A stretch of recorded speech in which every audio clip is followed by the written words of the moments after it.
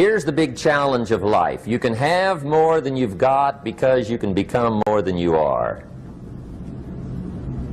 That's the challenge. And of course the other side of the coin reads, unless you change how you are, you'll always have what you got. I have found in my experience that income does not far exceed personal development.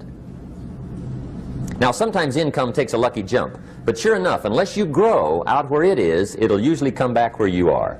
Life has strange ways.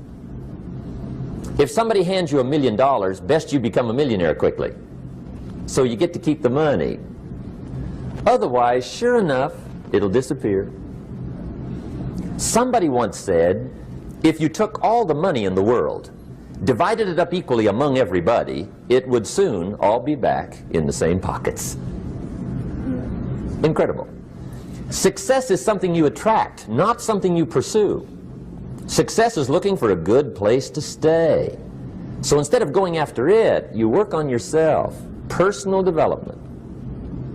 See, the major question to ask on the job is not what are you getting. The major question to ask on the job is what are you becoming?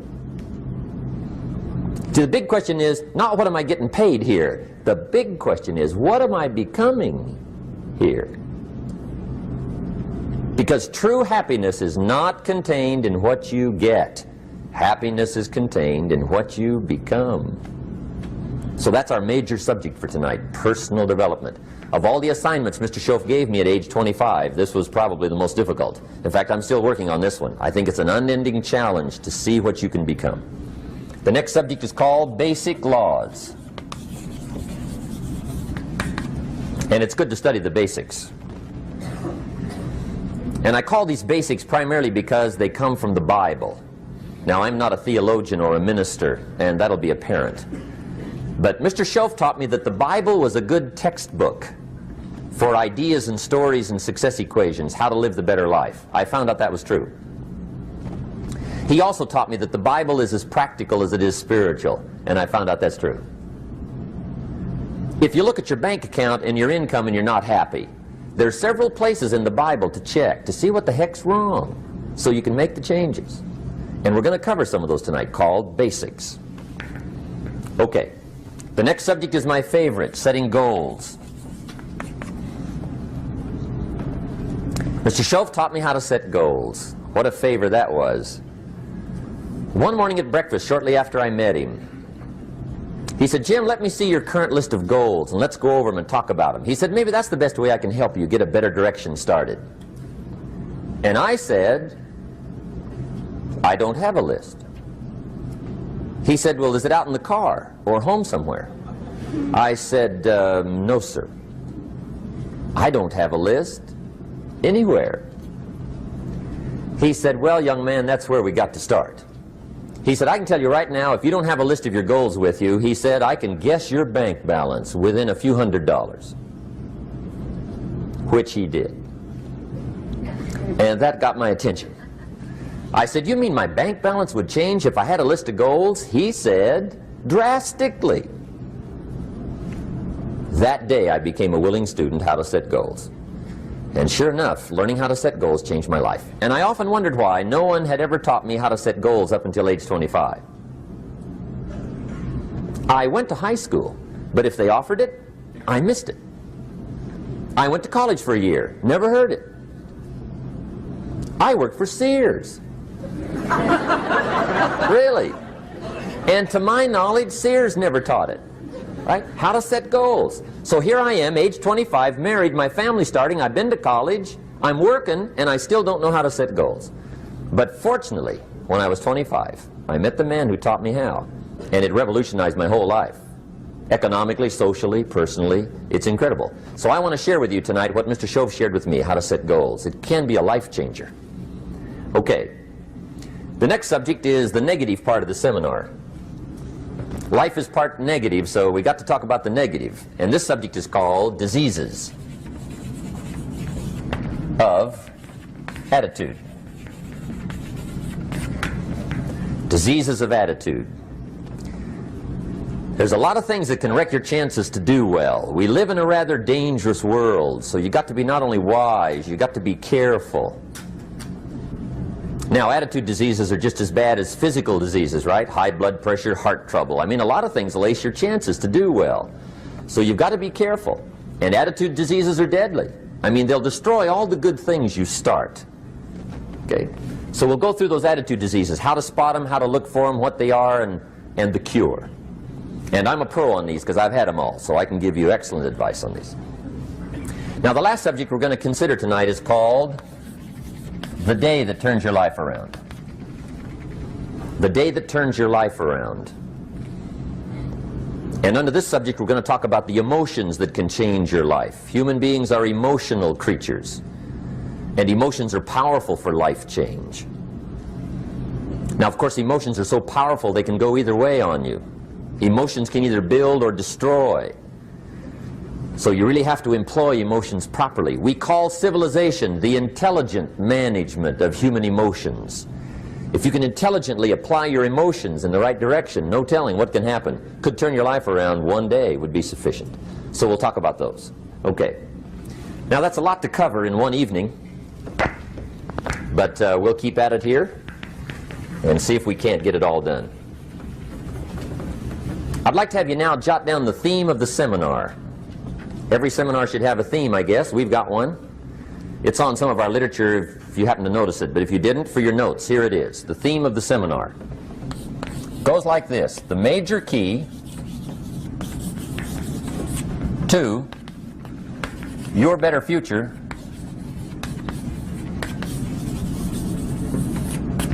is you. That's the theme of our seminar tonight. The major key to your better future is you. And I'd like to have you underline two words just to give it some added punch. Underline the word major and the word you, so that it reads, the major key to your better future is you. Now, my first suggestion is transfer this to a card or something where you can put it up, where you can see it every day. Preferably put it up where you can see it at the beginning of the day, before you go off to put the day together. This is a good phrase just to glance at, to keep in mind as you're putting the day together. It's called the silent seminar. If you'll just let this talk to you during the day, I found it to be tremendously helpful. The major key to your better future is you. For a big share of my life now, I didn't have this one quite figured out. Among a lot of things I didn't have quite figured out. Many things used to puzzle me back in those early days. I used to wonder why two people could work for the same company, one make twice as much money. Now, see, that used to puzzle me. And maybe they were the same age, graduated from the same school, live in the same community, work for the same company, with the same products and the same services. They've got the same traffic, the same problems, and one makes $1,000 a month, the other one makes $2,000 a month. Now that was my puzzling question. Why would this long list be the same and the money twice as much? I asked, what's the difference between $1,000 a month and $2,000 a month? And I don't mean $1,000 a month, right? I could figure that out. But what makes the difference? Why would one person do twice as well, 3 times as well? Speaking economically. Now, I know there's more than one way to do well. I understand that. But in this little narrow area called compensation, what's the difference? Well, back then, with my faulty thinking, I'm trying to reason it out. I thought, well, maybe time makes some of the difference, right? Some people do better because they have more time. I used to say, Harold ought to be able to do well. He's got a lot of time. If I had all of Harold's time, I could do well. Now, that's got to be dumb, right? Number one, you can't get somebody else's time. A guy says to me one time, he says, you know, if I had some extra time, I could make some extra money. I said, then forget it. There isn't any extra time. Hey, when the clock strikes 12 midnight, that about wraps it up, right? I mean, you can look around the gongs there for a little more, but it's over. You say to the guy, what are you doing? He says, I'm looking for extra time. See, they'll come and take you away, right? There isn't any more time. Now, if you can't get more time, which you can't, what could you get more of that would make a difference in economic results? And here's the key word. Make it a part of your notes. We're going to consider it tonight. The word is value.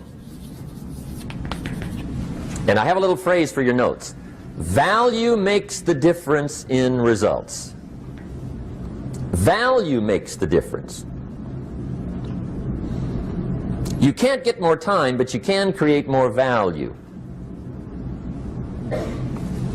Now here's the first lesson of economics. Everybody should learn it from the time they're old enough to understand what a dollar means, how to earn one, how to get one, how to keep one, what to do with it. First lesson of economics. We primarily get paid for value. That's lesson one. Bringing value to the marketplace, that's how you get paid. You don't get paid for the time. I know it takes time to bring value to the marketplace, but you get paid for the value, not the time. Now, since that's true, here's one of the key questions of the evening. Is it possible to become twice as valuable at the marketplace and make twice as much money in the same time? Could you become 3 times as valuable? Make 3 times as much money in the same time? Is that possible? The answer is yes, if. And it's always if, right? Life is known as the big if. Harry Truman once said, life is iffy. How true. And here's the big if we're going to consider it tonight. It's possible to do much better at the marketplace if you go to work primarily on yourself. And that's the theme of our seminar tonight. Learning to work primarily on yourself. People have asked me for the last 24 years, how do you develop an above average income? And the answer is, become an above average person. Develop an above average handshake. Some people want to be successful, they don't even work on their handshake. As easy as that would be to start on. They let it slide, they don't understand. Develop an above average smile. Develop an above average excitement. Develop an above average interest in other people. Develop an above average intensity to win. See, that'll change everything. Probably one of the most frustrating experiences in life is looking for an above average job with above average pay without becoming an above average person. It's called frustration.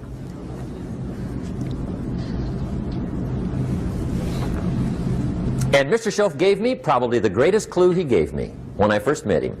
He said, Jim, if you want to be wealthy and happy the rest of your life, just learn this lesson well. He said, learn to work harder on yourself than you do on your job.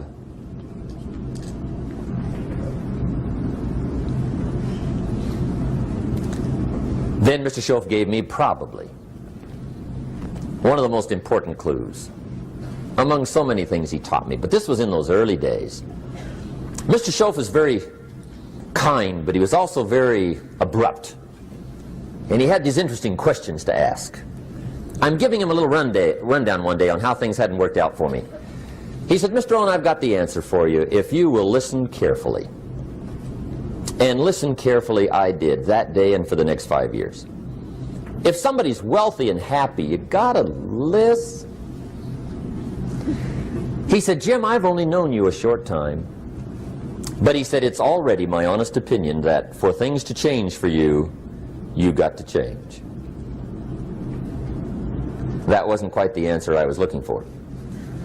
But that's the answer he gave me, and I pass it along to you on this warm summer evening in Anaheim, California, 1981.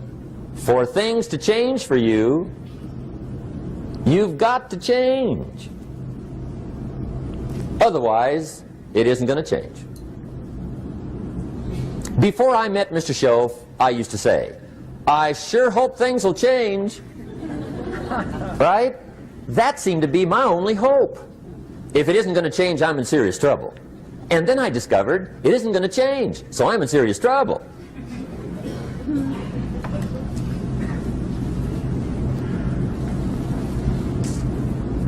See, I can tell you what the 80s are going to be like. You have dropped into the right place. I did a seminar one time for Standard Oil executives and management in Honolulu. And we're having a conference one day on this big conference table. And one of them said to me, Mr. Rohn, you know some fairly important people halfway around the world. What do you think the 80s are going to be like? I said, gentlemen, I do know the right people. I can tell you. So they all listened very carefully. And I said, gentlemen, based on my wide experience, I can really honestly say to you, in my opinion, in the 80s, it's going to be about like it's always been. Aren't you glad you came? That's inside. I don't pass that around just everywhere. Now, of course, I said that to make a point, but I also said it because it's accurate. It's going to be about like it's always been. It isn't going to change. The tide comes in, and then what? It goes out. For 6,500 years that we know of, recorded history, and probably long before that. So it is not going to change. It gets light, and then what? It turns dark. 6,500 years. See, it's not likely to change.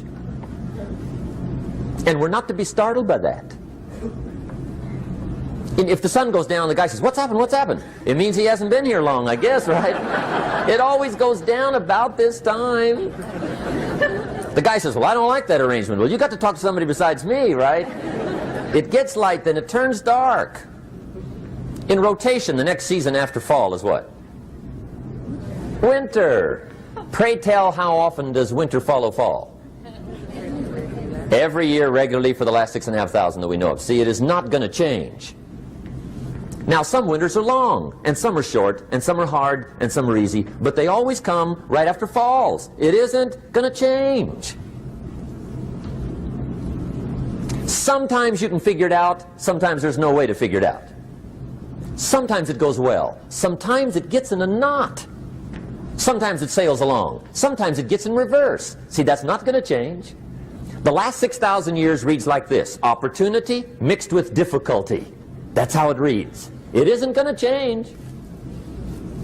The man says, well, if it isn't going to change, how will my life ever change? Answer, when you change. And whether I'm talking to high school kids or business executives, my message is always the same. And it goes like this: the only way it gets better for you is when you get better.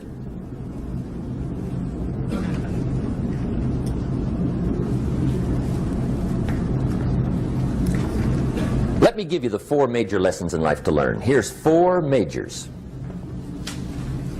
It's good to study the majors. In our weekend seminar we teach, some people don't do well because they major in minor things. You've got to be on the lookout. At the end of every week, end of every month, you've got to check, make sure you're not spending major time on minor things. We go through that whole series. Majors and minors. Now, let me give you 2 phrases before we get to the 4 majors. This will set it up and you'll see where I'm going. 2 key phrases for your notes. Here's the first one. Life and business is like the changing seasons. That's the first phrase. Life and business is like the changing seasons. One of the best ways to describe life, it's like the seasons. Frank Sinatra sings, life is like the seasons. Now here's the second phrase. Very important. You cannot change the seasons, but you can change yourself. You can't change the seasons, but you can change yourself. And see, that's how life gets better for you, not by chance, but by change. Now, here's the 4 major lessons in life to learn.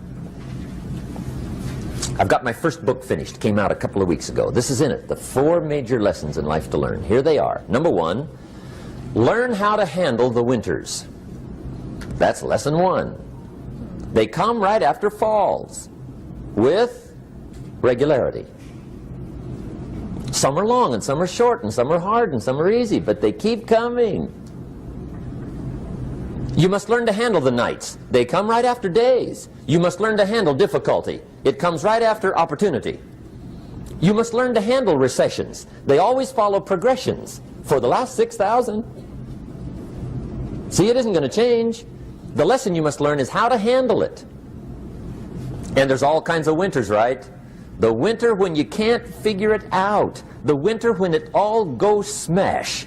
The winter when it turns belly up. The winter when it won't work, when you've run out of money and you've got a broken heart. See, those are winter times. There's all kinds. Economic winters, social winters, personal winters. When your heart is smashed in 1,000 pieces and the nights are unusually long, your prayers seem to go no higher than your head. It's wintertime. Barbra Streisand sings, "It used to be so natural to talk about forever, but used to be's don't count anymore. They just lay on the floor till we sweep them away. You don't sing me love songs, and you don't say you need me, and you don't bring me flowers anymore." A song of winter. But see, the disappointments come. Those are normal. That's part of life. But the question is, how do you handle it? How do you handle the coming winters and the disappointments and the downtimes? Well, you can't get rid of January by tearing it off the calendar. But here's what you can do. You can get stronger, you can get wiser, and you can get better. The winters won't change, but you can. And that's how life changes for you. See, before I understood, when it was winter, I used to wish it was summer. I didn't understand. When it was hard, I used to wish it was easy. I didn't know. And then Mr. Schoaf gave me a part of his very unique philosophy when he said, "Don't wish it was easier, wish you were better." See, that triggered my whole life change. Don't wish for less problems, wish for more skills. Don't wish for less challenge, wish for more wisdom. That's the key.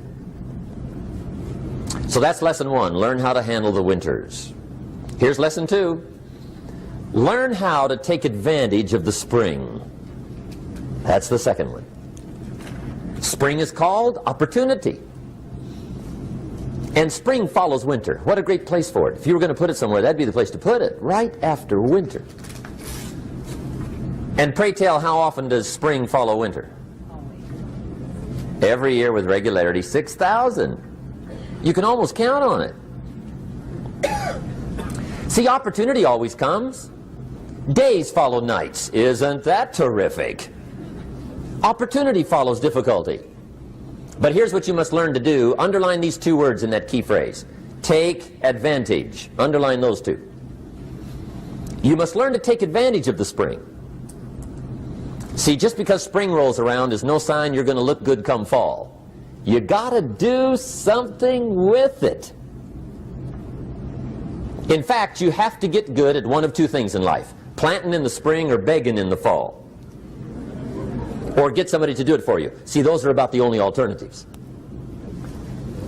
Now here's what else you must do. Take advantage of the springs quickly, because there's only a few. Just a handful of springs have been handed to each of us. They don't come forever. Life is fairly brief. So you got to read every book you can get your hands on what to do with your springs while they're here. And take advantage, they soon run out. The Beatles wrote, "Life is so short." And for John Lennon, it was extra short. But life is brief. Elton John sings, "She lived her life like a candle in the wind." It's brief. So whatever you're going to do with your life, you got to get at it. Don't just let the springs pass. Here's the third major lesson in life to learn. Learn how to protect your crops all summer. You got to take care of what you start. Sure enough, as soon as you've planted your garden in the spring, the busy bugs and the noxious weeds are out to take it. And here's the next bit of truth. They will take it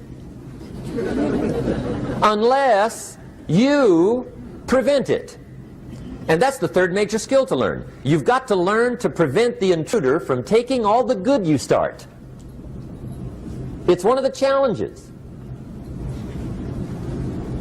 Here's two key phrases under number 3. First one, all good will be attacked. On this planet. Maybe not the next one we get to, but on this one, all good will be attacked. Every garden will be invaded. Not to think so is naive. And here's the second phrase. All values must be defended. Political values, social values, community values, family values, marriage values, friendship values, business values. Every garden must be tended all summer. Third major lesson. Now here's number 4. Fourth major lesson in life to learn. Learn how to reap in the fall without complaint. Learn to reap come harvest time without complaint. Take full responsibility for what happens to you. It's one of the highest forms of human maturity, accepting full responsibility. It's the day you know you've passed from childhood to adulthood, the day you accept full responsibility. And another note, learn to reap in the fall without apology. Without apology if you do well, and without complaint if you don't. That's maturity. I used to have that long list of reasons why I wasn't doing well. To explain. You got to explain, right? Otherwise you're going to look bad. I used to have this funny list called Reasons for Not Looking Good.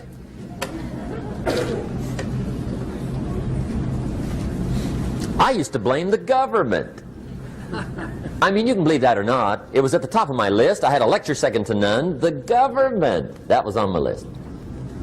I used to blame taxes. Look what you got left after they take everything. And they expect you to do well. That was on my list there. Prices, that one's easy, right? You walk into the supermarket with $20, come out with a little half bag. So I had that on my list. I used to blame the weather. I blamed the traffic. I used to blame my car. I blamed the manufacturers. I used to blame the company. I blamed company policy. I used to blame the training program. I blame my negative relatives. They were always putting me down. I blame my cynical neighbors. They're just selfish, looking out for themselves. Won't loan you money? They were on my list.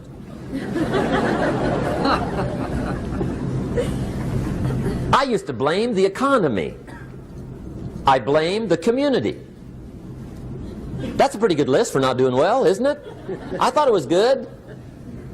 I'll never forget one day, Mr. Schoaf was very kind, but he was also very blunt, and this was no exception.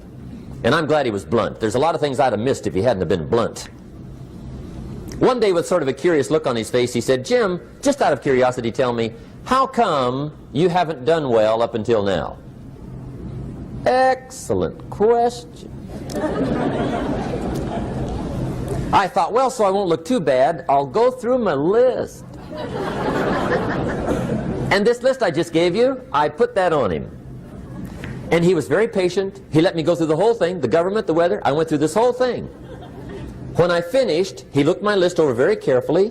He said, "Mr. Rohn, big problem with your list. You ain't on it."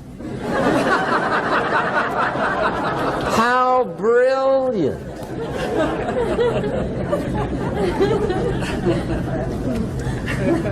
When I went to work for him a few months later, I learned very quickly to tear up my list, reasons for not doing well, and I threw it away. And I got me a fresh piece of paper. And I put one word on it. Me. There's a Black Heritage spiritual that says, "It's not my mother nor my father, nor my brother nor my sister, but it's me, oh Lord, standing in the need of prayer." See, I used to blame everything outside. And then let me give you a little philosophy that helped turn my life around. For your notes, here it is. It's not what happens that determines the quality or the quantity of your life. It's not what happens. And the reason is because what happens happens to about everybody. No different. The sun went down on all of us last night. A common event, a happening. And I found out that the same things can happen to two different people. One gets rich and one stays poor. Why is that? It's because it's not what happens, but rather it's what you do that changes everything. So that's a key phrase. It's not what happens, it's what you do.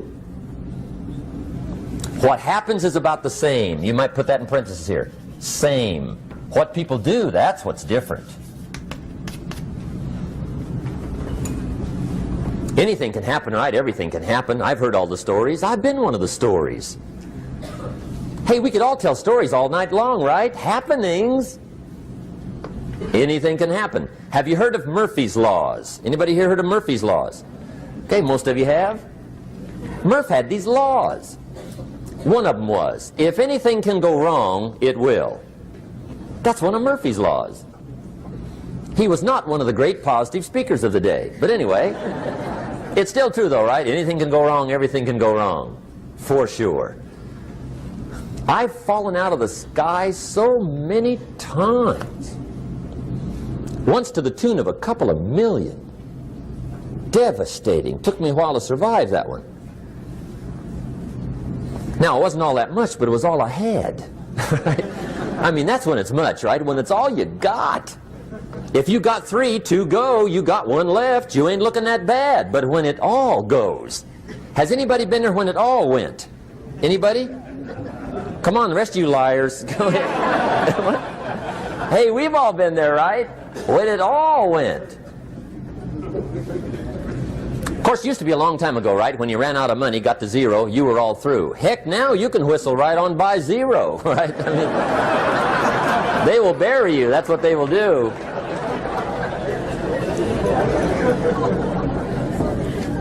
But see, those are the happenings, right? Everything can happen. Anything can happen. But it's not the happenings. It's what you do about it. Somebody says, yeah, but you don't understand the disappointments I've had. Come on. Everybody's had their share. Disappointments are not special gifts reserved for the poor. Everybody has them. The difference is what you do about them. It's not the weather. I used to blame the weather, and I discovered it rains on the rich. So see, that won't help. 2 men wake up one morning, there's a rainstorm on. One of them looks out his window, sees the rainstorm, and he says, wow, what a storm. With weather like this, they can't expect you to go out and make sales. He stays home. Same morning, the other guy looks out his window, sees the same storm, says, wow, what a storm. But he says, you know what, with weather like this, what a great day to go out and make sales. Most everybody will probably be home, especially the salesman.